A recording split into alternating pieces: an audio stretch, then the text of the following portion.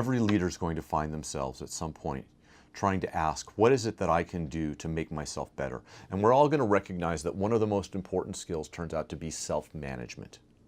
But self-management's not enough. And what do we mean by self-management? Self-management turns out to be three sub-skills. There's three different ways in which we talk about three skills that you're going to need in order to manage your own behavior.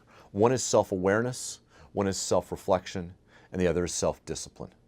Self-awareness is about what I am doing in the present, in the ways in which my current behavior is influencing everyone around me, and the ways in which everyone around me is influencing my emotions. Oftentimes, self-awareness is about how my emotions are spilling out onto other people, how what's happening in this moment is affecting them. For example, my wife likes to joke about the fact that I have no poker face, none whatsoever. So for example, in every relationship, there are going to be moments when, my wife will do something that I will find irritating, and I try and be a big kid and say, no, I'm not going to be irritated by that. And she will tell me, it doesn't do any good for you to pretend. I can see it on your face. I have to be self-aware enough to know that I can't try to lie about what I'm feeling. I just have to put it out there and figure out better ways of talking through it than by pretending that it's not the case. I have to be aware that my emotions are going to show up on my face whether I intend for them to do so or not. That's part of what self-awareness looks like for me.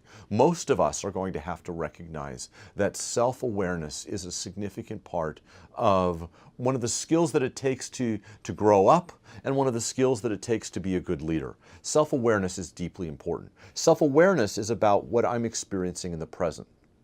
Self-reflection is about being able to look back on the past and be able to recognize that I need to learn from what once happened. And so I can look dispassionately, or at least put aside my emotions enough to be able to look at the past and learn from it.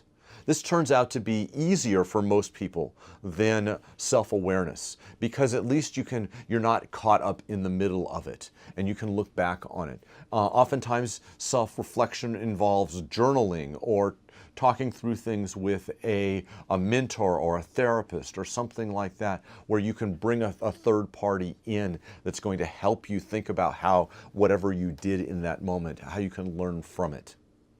Self-awareness is about the present. Self-reflection is about the past, but self-discipline is about the future. Self-discipline is the ability to say, I'm going to choose to be different in the future, and to actually be different.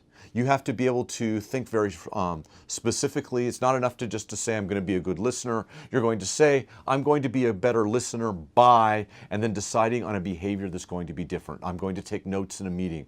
I'm going to reflect back what somebody said and give them the privilege and the right to tell me, no, that I didn't hear that properly. Whatever you've decided you're going to do in order to be a better listener, it's not enough just to decide to do it. You actually have to be able to be disciplined enough to make yourself do it. So there's self-awareness, self-reflection, self-discipline. Self-awareness is about the present, self-reflection is about the past, and self-discipline is about the future.